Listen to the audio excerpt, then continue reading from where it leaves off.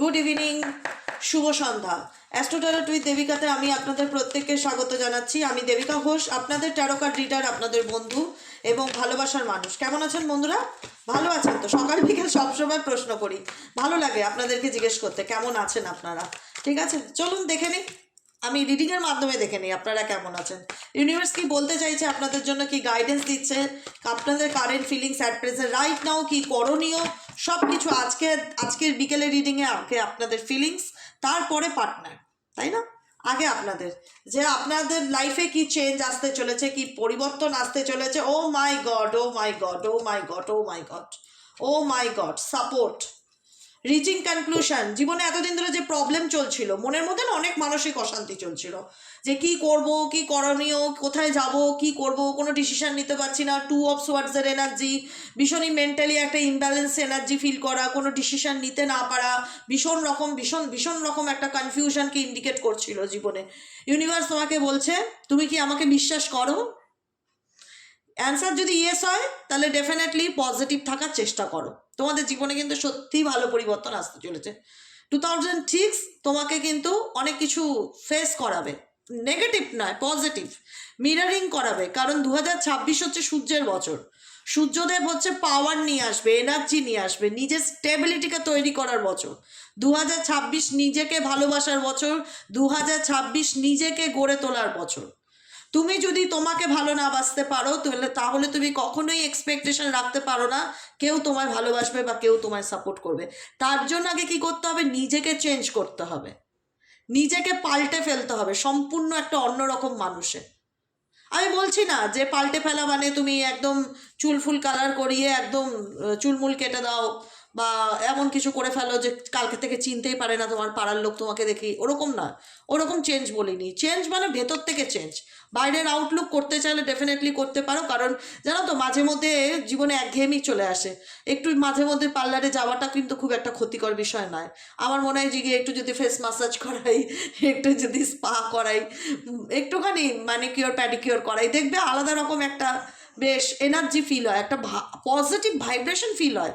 মাঝে মধ্যে গিয়েও যদি দেখতে পারো যে না আজকে মনটা খুব খারাপ লাগছে, একটা হট অয়েল ম্যাসাজ করিয়ে আসি, দেখবে কতটা রিল্যাক্স ফিল হয়। এগুলো হচ্ছে কি বলো তো, রিল্যাক্সেশন একটা, নিজেকে সময় দেওয়া, নিজেকে ভালোবাসা, নিজের জন্য ভাবা। এটা অন্যায় নয়, এটা অপরাধ নয়। তোমার জীবনে চেঞ্জ আসতে চলেছে, মেজর চেঞ্জেস আসতে চলেছে আপকামিং দিনে, ভালো পরিবর্তন আসতে চলেছে। এবং সেটা তখনই পসিবল হবে যখন তুমি নিজেকে চুজ করবে। তুমি তোমার লাইফে দাঁড়িয়ে নিজেকে চুজ করবে, অন্য কাউকে না। তোমার জীবনে যেদিন তুমি নিজেকে অ্যাকসেপ্ট করতে পারবে যে হ্যাঁ দিদি আমি মন থেকে মেনে নিয়েছি, আমি নিজেকে অ্যাকসেপ্ট করেছি, আমার জীবনে যেমনই হই, আমি যেরকমই দেখতে হই, আমি যেভাবে যে পরিস্থিতির মধ্যেই থাকি না কেন, আমি মন থেকে নিজেকে মেনে নিয়েছি। সেই অ্যাকসেপ্টেন্সটা হচ্ছে সেলফ লাভ, যে নিজেকে ভালোবাসা, নিজেকে প্রায়োরিটি দেওয়া, নিজেকে গুরুত্ব দেওয়া। নিজেকে চেঞ্জ করো। তোমার লাইফে যদি ভালো পরিবর্তন না এসছে তখন তুমি বলো দেবিকা দি তোমার কথা শুনে হয়নি। ডেফিনেটলি আসবে তোমার লাইফে। কেমিস্ট্রি আসতে চলেছে, ভালো কেমিস্ট্রি। দেখো, লাভ রিলেশনশিপ কেমিস্ট্রি, ভালো বন্ধুত্ব, পারিবারিক সম্পর্ক, কেমিস্ট্রি যে কোনো দিক থেকে বোঝায়। Chemistry and support. এখানে যে শুধু ইন্ডিভিজুয়াল আমি একটা মানুষকে নিয়েই বলছি সেটা নয়। এখানে যেটা তুমি কি পেতে চলেছো আপকামিং দিনে, তোমরা কি পেতে চলেছো, তোমাদের লাইফে কি আসতে চলেছে, ডেফিনেটলি মেজর চেঞ্জেস আসতে চলেছে। যেখানে দাঁড়িয়ে অ্যাটলিস্ট নিজেকে চিনতে পারবে, নিজেকে জানতে পারবে, নিজের ব্যাপারে ক্ল্যারিটি পাবে, ডিসিশন নিতে পারবে, আলটিমেট নিজেকে চুজ করবে। সেই জায়গায় দাঁড়িয়ে তোমার লাইফে কিন্তু অনেক পার্সোনালি অনেক রকম চেঞ্জ আসবে, যেটা তুমি সময়ের সাথে সাথে অবজার্ভ করতে পারবে। যে মানুষটা বা যে ফ্যামিলিটা তোমাকে সাপোর্ট করতো না, নিজের বাড়ির লোকে হয়তো সাপোর্ট করতো না, ফ্যামিলির সাপোর্ট পাবে, বন্ধুর সাপোর্ট পাবে, ভালো বন্ধুত্ব তৈরি হবে, কারোর সাথে কেমিস্ট্রি তৈরি হবে, রিচিং কনক্লুশনস, ভীষণ রকম একটা নিজের মানসিক দ্বন্দ্বে ভোগা, সিদ্ধান্ত নিতে না পারা, বুঝতে না পারা যে ফিউচারে কি হবে বা কি হতে চলেছে, সেরকম কোনো ব্যাপারে তুমি সিদ্ধান্তে যেতে চলেছো। রিচিং কনক্লুশন, যে আলটিমেট দিদি আমি ডিসিশন নিয়ে নিয়েছি 2026 আমি কি করব। আলটিমেট আমি ডিসিশন নিয়ে নিয়েছি 2026 সালে আমি কি করব। খুব ভালো চেঞ্জেস ইউনিভার্স। আমার যে বন্ধুরা এই মুহূর্তে দেখছে রিডিংটা, তাদের জীবনে আর কি চেঞ্জ আনা দরকার, কি পরিবর্তন আনা দরকার জানতে চাই। Please divine angel, divine universe help করুন ও গাইড করুন। Angel archangel Michael please help me and guide me. Angel archangel Michael please help করুন ও গাইড করুন। Angel archangel Michael please help me and guide me. চলো, আর কি পরিবর্তন আনা দরকার, কি পরিবর্তন, ইউ ক্যান ডু দিস।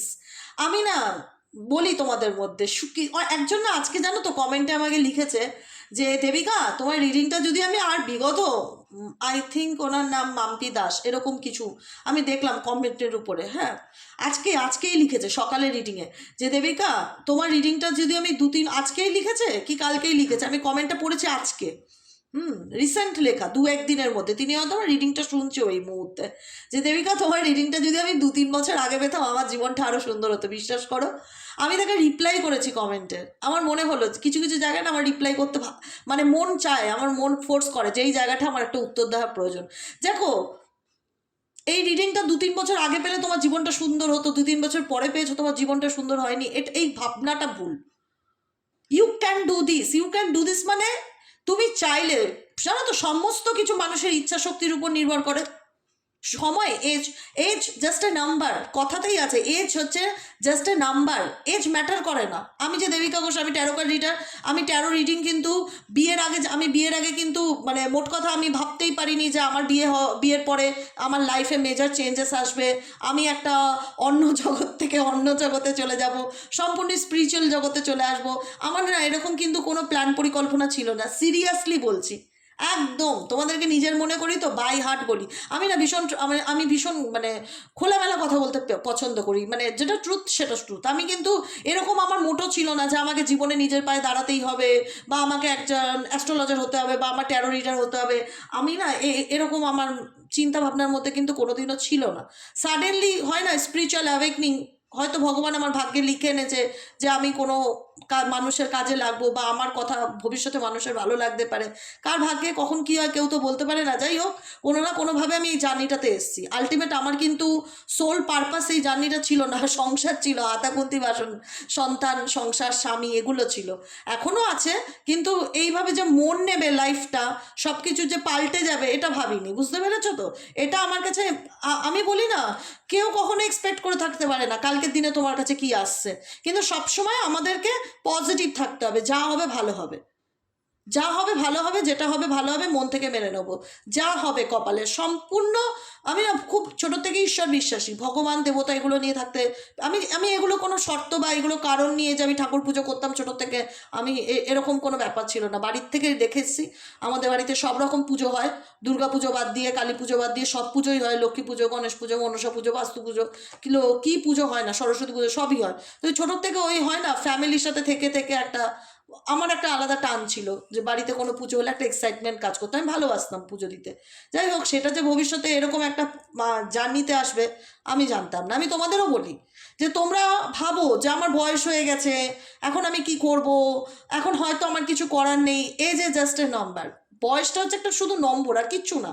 তুমি মনেই করবে না তোমার বয়স হয়েছে, তোমার শোনো না, একটা কথা কি জানো তো, মানুষের ইচ্ছা শক্তিটাই মানুষের জীবনের আসল মানে কি বলবো অ্যাসেট। ইচ্ছা শক্তি, মানুষ এক একটা মানে ম্যাগাজিনে ধরো বা ফেসবুকে ধরো আর্টিকেল আসে যে 90-80 বছর বয়সে সে এখনো জিম করছে, 60 বছর বয়সে, মালাই কারোর বয়স দেখো না। আর তুমি বলবে দিদি ওরা তো অনেক অন্য রকমের খাবার দাবার খায়, ওরা তো ইঞ্জেকশন, হ্যাঁ না, তবু মনের জোর, মনের এনার্জি, কনফিডেন্স লেভেল কতটা, যে এই বয়সেও মাতিয়ে বেড়াচ্ছে স্টেজ। এগুলো হচ্ছে কি বলতো, এগুলো হচ্ছে self love. Definitely self love না থাকলে সম্ভব না। আর দ্বিতীয়ত হচ্ছে মনের ইচ্ছা শক্তি, যে আমাকে উঠে দাঁড়াতে হবে, আমাকে নিজেকে ভালোবাসতে হবে, আমাকে নিজেকে প্রায়োরিটি দিতে হবে, আমাকে নিজেকে গুরুত্ব দিতে হবে, আমার খেয়ালটা আমাকে রাখতে হবে।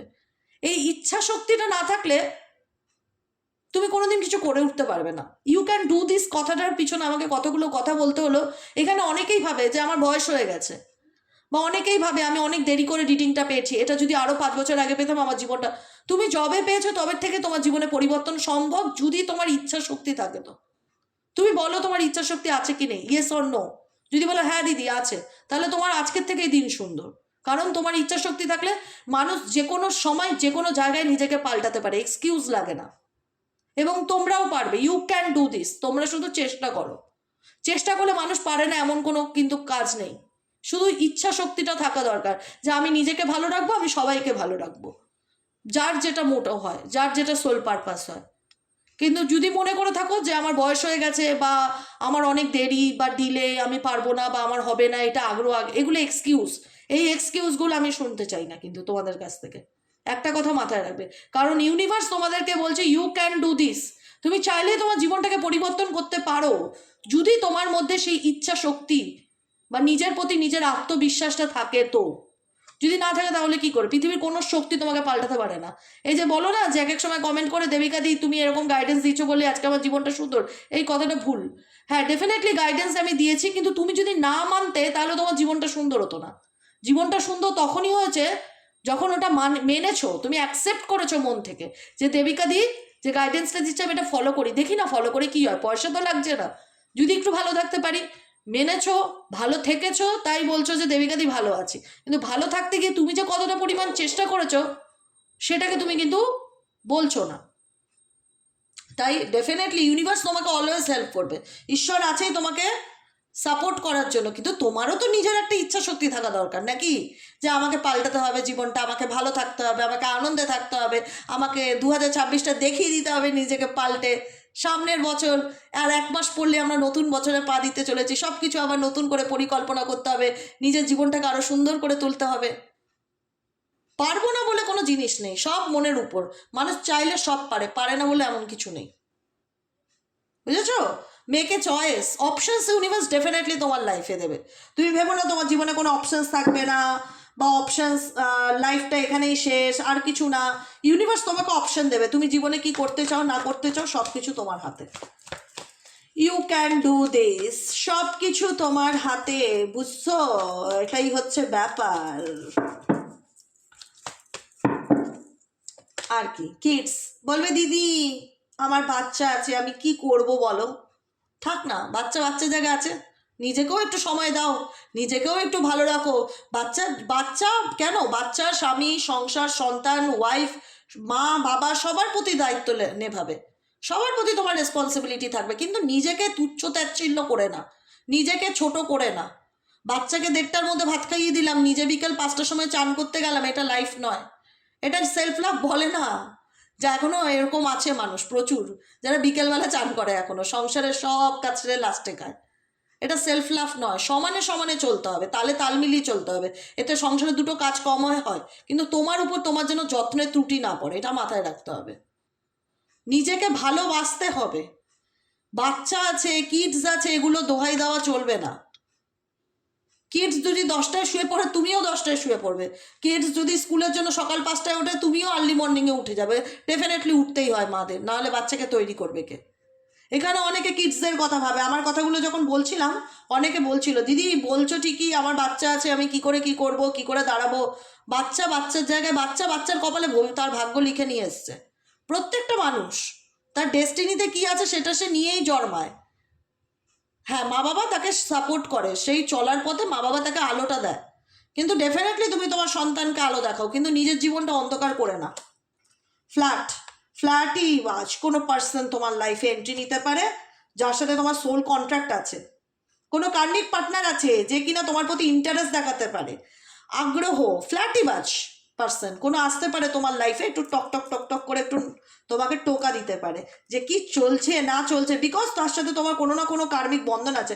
হতে পারে তোমার হাজব্যান্ড ওয়াইফ হতে পারো, যে সম্পর্ক ঠিক চলছে না, নো কন্ট্যাক্ট সিচুয়েশনে চলছে, অন অফ সিচুয়েশনে চলছে, জানো হাজব্যান্ডের নেচার কীরকম, সব কিছু পরিষ্কার, তারপরেও হয়তো ছাড়তে পারছো না, বা তারপরেও হয়তো তার থেকে বেরোতে পারছো না, বা তাকে ভুলতে পারছো না। কিন্তু ওইখানে অনেকেই চাইছো যে এই ফ্ল্যাটিবাজ রিলেশনশিপ আমার চাই না, আমার চাই ফ্রিডম দিদি, ফ্রিডম। মুক্তি পেতে চাই আমি এসব নেগেটিভিটি টক্সিক রিলেশনশিপ থেকে, মুক্তি চাই, একটা সুস্থ সুন্দর জীবন চাই যেখানে দাঁড়িয়ে আমি আনন্দ করে বলতে পারি I am happy, I am so much happy, I am positive. Affirmation বলো, সেলফ লাভ অ্যাফার্মেশন বলো, রিডিং করতে করতে রেমেডিস দিতে থাকি, রিডিং করতে করতে রেমেডিস দিতে থাকি। আমি নিজে কতবার যে অ্যাফার্মেশন বলি তার কোনো ঠিক থাকে না, কিন্তু অ্যাফার্মেশন বলো, খুব ম্যাজিকের মতন কাজ করে। সুপার সুপার বলা অভ্যেস করে দেখো 1 মাস, তারপরে আমাকে ফিডব্যাক দিও। ফ্রিডম চাইছো তোমরা, কোনো টক্সিক রিলেশনশিপ থেকে বেরোতে চাইছো, মনে হচ্ছে দম বন্ধ হয়ে আসছে, সাফোকেশন ফিল হচ্ছে, কিভাবে এখান থেকে বেরোবো, বাচ্চার জন্য বেরোতে পারছি না, ফ্যামিলির জন্য বেরোতে পারছি না, মানুষটাকে ভুলতে পারছি না, তুমি জানো মানুষটা ফ্ল্যাটিবাজ, তার কাছে রিলেশনশিপটা রেসপন্সিবিলিটি নয়, তার কাছে রিলেশনশিপটা জাস্ট এ টাইম পাস বা একটা ফিজিক্যালি অ্যাট্রাকশন, তারপরেও তাকে ছাড়তে পারছো না, তারপরেও তাকে ভুলতে পারছো না, কিন্তু চাইছো মুক্তি, চাইছো টক্সিসিটির থেকে মুক্তি, ওয়ান সাইড লাভ। কারণ বারবার মন বলছে ভালোবাসা তো একতরফা। বুঝতে পারছো, জানো তো, বুঝতে পারো না যে সব কিছু না, বুঝতে পারছো, কিন্তু তোমার লাইফে না, তোমার জীবনে পরিবর্তন আনতে গেলে তোমাকে কিছু প্যাটার্ন ব্রেক করতে হবে। সেই প্যাটার্নটা কি জানো তো, ওই আমি পারি না, আমার বয়স হয়ে গেছে, আমার পয়সা নেই, আমার বাচ্চা আছে, আমি পারবো কি না, আমার শরীর ভালো না, এই এক্সকিউজগুলোকে বন্ধ করতে হবে জীবন থেকে। তুমি বলবে দিদি এগুলো তো জীবনের বড় ভাইটাল পয়েন্ট, এগুলোকে কিভাবে এক্সকিউজ বলছো সোশ্যাল মিডিয়াতে? আরে বাবা, ডেফিনেটলি তোমার উপরে কিচ্ছু নেই। জীবনের সব থেকে বড় ভাইটাল পয়েন্ট হচ্ছে তুমি, তারপরে তোমার বাচ্চা, তারপরে তোমার সংসার, তারপরে তোমার স্বামী, তারপরে তোমার পার্টনার। আগে তুমি তোমার জীবনের সব থেকে ইম্পর্টেন্ট একটা মানুষ। নিজেকে ছোট করে কাউকে যদি খুশি রাখার চেষ্টা করে, এই জীবনে কোনো দিন ভালোবাসবে না। ওই সারা জীবন ওয়ান সাইড লাভই হয়ে থাকবে, যে একতরফাই ভালোবাসা দিয়ে গেলাম, কেউ আমায় ভালোবাসলো না, কেউ আমাকে বুঝলো না, কেউ আমার ফিলিংস বুঝলো না, আমি শুধু সবার জন্য ভাবি, আমি শুধু সবার জন্য করি, এটাই ফিল হবে, আর কিচ্ছু না। আর এটাই হয়েছে তোমাদের সাথে। কাছের মানুষকে যাকে ভালোবেসেছো, তোমার মনে হয়েছে, রিয়ালাইজেশন করিয়েছে ইউনিভার্স যে বাবু তুই একতরফা ভালোবাসছিস, তোর পার্টনার তোকে এতটা ভালোবাসে না যতটা তুই বাসিস। ব্যাপারটা একতরফা হয়ে গেছে, সেটা তুমিও বোঝো, যে কারণে তুমি এই রকম টক্সিক সম্পর্ক থেকে বেরোতে চাও। Stability, definitely claim this energy, যে কারণে নিজের স্টেবিলিটির উপর ফোকাস দিচ্ছ, যে না যেভাবেই হোক নিজের পরিচিতি গড়ে তুলতে হবে, নিজের পায়ের তলায় মাটি শক্ত করতে হবে, নিজেকে ভালো রাখতে হবে, নিজেকে ভালোবাসতে হবে যেভাবেই হোক। কারণ একতরফা রিলেশনশিপে ভবিষ্যৎ নেই, একতরফা রিলেশনশিপে স্টেবিলিটি নেই, একতরফা রিলেশনশিপে মেন্টালি পিস, হ্যাপিনেস কিচ্ছু নেই। শুধু এটাই ওই সিনেমার মতন, সিনেমাতে ছিল না ওই ওই যে দাঁড়া বলছি, রণবীর কাপুর শাহরুখ খানকে বলছিল না, শাহরুখ খানই তো, হ্যাঁ, ওই এই দিল হ্যায় মুশকিল, মনে আছে সিনেমাটা? যাই হোক, ওই সিনেমাটাতে বলছিল যে একতরফা ভালোবাসার মানেটা কি। হ্যাঁ, ওটা সিনেমাতেই ভালো লাগছিল শাহরুখ খানের মুখে, আমার মুখে ভালো লাগবে না, আমি ভীষণ প্র্যাকটিক্যাল কথা বলি, ঠিক আছে? ওটা এসআরকে, ওর ব্যাপার আলাদা, ওটা ফিল্মি ডায়লগ, সিনেমাতেই ভালো লাগছিল, কিন্তু বাস্তবে একতরফা ভালোবাসার কোনো দাম নেই। কি লাভ এমন একটা মানুষকে ভালোবেসে যেখানে সে আমাকে নিয়ে সিরিয়াসই নয়, যেখানে সে আমাকে নিয়ে সিরিয়াসই নয়, আমি বাঁচি কি মরি, আমি থাকলাম কি না থাকলাম তার কোনো আসেই যায় না, আমি তাকে ভালোই বেসে যাচ্ছি। এই ভালোবাসাটা আমি আমার ভগবানকে বাসবো, আমি আমার ঈশ্বর আল্লাহকে বাসবো, সে আমার উপর রহম করবে, কৃপা করবে, দয়া করবে। কিন্তু এমন একজনকে ভালোবাসলাম যে ভালোবাসাটাকে বুঝলোই না, গুরুত্বই দিল না, তার কাছে আমার ভালোবাসাটা জাস্ট খেলনার মতন ছিল একটা। স্টেবিলিটি আসতে চলেছে তোমাদের জীবনে আপকামিং দিনে। ও মাই গড, সেকেন্ড চান্স, কিচ্ছু করতে হবে না তোমাদেরকে, জানো তো? এই যে আমি বলছি না, তোমাদের জীবনে ইউনিভার্স তোমাদেরকে একটা দ্বিতীয় সুযোগ দেবে, কোনো না কোনোভাবে কোনো সাপোর্ট তোমার লাইফে আপকামিং 2026-এ আসবে, এইটুকুনি নিশ্চিত থাকো। কোনো সুযোগ তুমি পাবে, তবুও বলে রাখি কোনো এক্সপেকটেশন রাখবে না এই রিডিং থেকে। এটা কিন্তু তোমার সোশ্যাল প্ল্যাটফর্মে একটা জেনারেল প্রেডিকশন, এটা কারোর পার্সোনাল রিডিং নয়। কিন্তু ওই যে দিদি মনে আছে তুমি বলেছিলে 2025 নভেম্বরে, আজকে 25 তো, 25 নভেম্বরের মনে আছে বলেছিলে আমার পার্টনার ফিরবে, 26 হয়ে গেল দিদি ফিরলো না। এই ধরনের কমেন্ট করবে না। সোশ্যাল প্ল্যাটফর্মে যেগুলো দেখো জেনারেল প্রেডিকশন দেখছো, গাইডেন্স হিসাবে নাও, যে ঠিক আছে এখান থেকে আমার কি শেখার আছে, শিখলাম, দ্যাটস এনাফ, লেট গো করো। কোনো কিছুর এক্সপেকটেশন করে থাকবে না, কারণ এটা পার্সোনাল রিডিং নয় কারো, ঠিক আছে? সেই হিসাবে আমি বলছি। এখানে তুমি তোমার ব্যক্তি বা কোনো পার্সন, তোমার লাইফে XYZ কে আসবে গড নোস। আমার মনে হচ্ছে তোমার এক্স পার্টনারই আসার সম্ভাবনা বেশি দেখা যাচ্ছে। ওয়ান সাইড লাভ, ফ্ল্যাটি, বাজ এনার্জি, মেক এ চয়েস, সে তোমাকেই চুজ করতে চায় ইন ফিউচার। সেকেন্ড চান্সের জন্য সে তোমার লাইফে আসবে, কিন্তু স্টেবিলিটি দেবে তার একটা সম্ভাবনা দেখা যাচ্ছে, বিকজ তার সাথে তো সোল কন্ট্যাক্ট রিলেশনশিপ। চাইলেই তো তুমি তাকে ডিলিট মারতে পারবে না বা ডিলিট মারতে পারো না, কিন্তু চেষ্টা করছো এটার থেকে বেরিয়ে ফ্রিডমকে চুজ করার জন্য, স্টেবিলিটিকে চুজ করার জন্য। কিন্তু কোনো না কোনোভাবে যেই হোক, XYZ যেই হোক, তোমার জীবনে কারোর সাপোর্ট আসতে চলেছে, কোনো মানুষ তোমার জীবনে এন্ট্রি নিতে চলেছে, এন্ট্রি। ও মাই গড, অনেকের জীবনে কার্মিক পার্টনার আসতে চলেছে। সোল কন্ট্যাক্ট কার্মিক পার্টনারকে ভীষণ রকম ইন্ডিকেট করে। আমি বললাম না, যার সাথে আত্মার সম্পর্ক আছে কোনো না কোনো রকমভাবে, সে যেরকমই সম্পর্ক হোক, টুইন ফ্লেম রিলেশন হোক, সোলমেট হোক, কার্মিক সম্পর্ক হোক, কোনো রকমভাবে সেই ব্যক্তি তোমার লাইফে সেকেন্ড চান্সের জন্য কাম ব্যাক করতে চলেছে, ফিরে আসতে চলেছে, তার প্রবল সম্ভাবনা দেখা যাচ্ছে। ক্রাইং অ্যান্ড ডিপ্রেশন, তোমরা প্রচুর কেঁদেছো এই রিলেশনশিপটায়, প্রচুর মিস করেছো তাকে, এখনও করো, কিন্তু রিলেশনশিপের প্রতি তোমাদের ভক্তি, ভালোবাসা, সম্পর্কের প্রতি সম্মান, ইচ্ছা, যা পজিটিভ জিনিস আছে সব মরে গেছে ভেতর থেকে, সব মরে গেছে, কষ্টে কষ্টে মরে গেছে। কারণ এতটাই একটা মানুষকে ভালোবেসেছিলে, তারপরে মনে হয় যে আর বোধহয় আমি কোনোদিন কাউকে সেভাবে সেই জায়গাটাই দিতে পারবো না, বা সেভাবে হয়তো কোনোদিন কাউকে ভালোই বাসতে পারবো না, বা সেভাবে হয়তো কোনোদিন কাউকে মন থেকেই মেনে নিতে পারবো না। জীবনে এতটা খারাপ দেখেছো। সম্পর্ক জিনিসটা তোমার কাছে একটা ভয়ের মতন, রিলেশনশিপে যেতে বা এক্সও ভয় আসছে, এটা শুনলেও ভয় লাগে, না না বাবা থাক, তুই যেখানে আছিস সেখানেই থাক, আসিস না তুই, আর আমাকে একটু শান্তিতে বাঁচতে দে, আমি আমার জীবনে শান্তিতে বাঁচতে চাই, এই যে ফ্রিডমকে মুক্তি পেতে চাই নিজের জীবনে, এই সমস্ত নেগেটিভিটি থেকে মুক্তি পেতে চাই, আর নেগেটিভিটিতে এন্ট্রি দিতে চাই না। এখানে অনেকেরই এনার্জি তাই, ফিয়ার অফ কামিং টুগেদার, একসাথে হতে বা একসাথে হওয়ার চিন্তাভাবনা আসলে ভয় লাগে, কারণ ভীষণ খারাপ সময় পার করে এসছো তুমি, ভীষণ খারাপ সময়।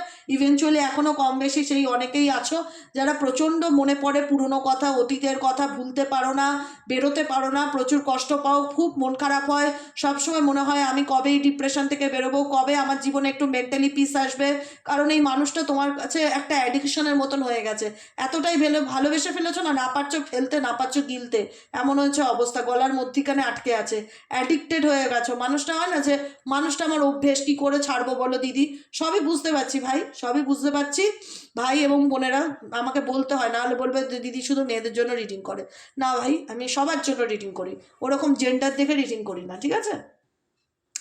তো যাই হোক, তোমাদের কাছে এখন সম্পর্ক এতটাই একটা ধাক্কা খেয়েছো জীবনে, মনে সম্পর্ক তোমাকে শিখিয়ে গেছে যে তোমার জীবনে যা ভালোবাসাই এসছে সবই তোমার দিক থেকেই ছিল, উল্টো দিকের মানুষের কোনো ফিলিংস ছিল না তোমার প্রতি, বা রেসপন্সিবিলিটি ছিল না, বা সিরিয়াসনেস ছিল না, যেটা এখন তোমাকে কোনো সম্পর্কে এগোতে 10বার ভাবায়, বা ভয়ও লাগে পুরনো সম্পর্কের কথা ভাবতে গেলে। তোমার মনে হয় আবার সেই আমি একই দুঃখ কষ্ট পাবো, আমি একই প্যাটার্নে আর বারবার যেতে চাই না দিদি, এরকম অনেকের ভাবনের মধ্যে চলতে পারে বা আসতে পারে।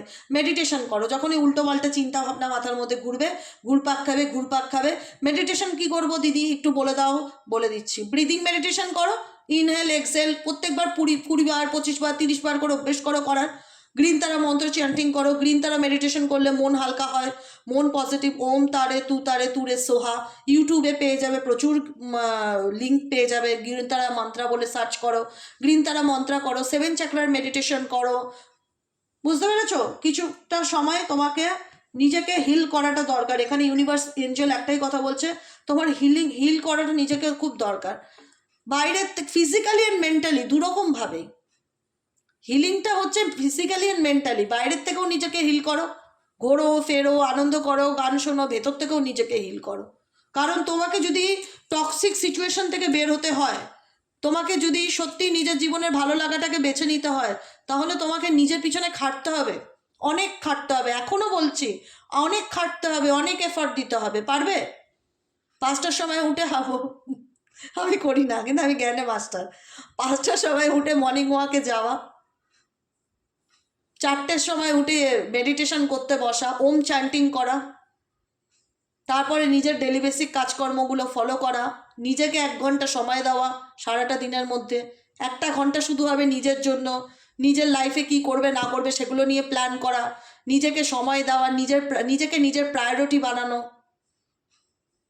খাটতে হবে বস, অনেক খাটতে হবে। একটা সুন্দর জীবন পেতে গেলে না, বসে বসে ভাবলেই আমি একটা সুন্দর জীবন পেয়ে যাব না, বসে বসে ভাবলে হ্যাঁ যেটা হতে পারে ফ্রিতে, ডিপ্রেশনটা পেতে পারো, ওটা তো ফ্রি অফ কস্ট, ওটা না চাইতেও পেয়ে যায়, ওটার জন্য মানুষকে খাটতে লাগে না। এমনি তুমি বসে থাকো, এখন 8 ঘন্টা চুপচাপ বসে থাকো, মনে হবে যে যত কষ্ট ভগবান আমাকেই দিয়েছে, এটা ফিল হবে। সেই 8 ঘন্টাটা বসে মেডিটেশন করবে, একদম চুপচাপ শান্ত হয়ে, হাত পা ধুয়ে, সামনে এরকম একটা ক্যান্ডেল জ্বালিয়ে নেবে। ক্যান্ডেল জ্বালালে না ভীষণ নেগেটিভিটি রিমুভ হয়। সামনে সবসময় আমি যখনই মেডিটেশন করি একটা ক্যান্ডেল সামনে জ্বালিয়ে রাখি, ভীষণ পজিটিভ। আমি রিডিং করতে বসি, যখন পার্সোনাল রিডিংও বসি, গরমকালে সেটা পসিবল হয় না, পাখা তো চলবেই, তখন তো সম্ভব না। শীতকালটা আমার সব সময় মোমবাতি চলে, আমার খুব ভালো লাগে মোমবাতির জ্যোতির আলোটা, আমার মধ্যে না ভীষণ পজিটিভিটি ক্রিয়েট হয়।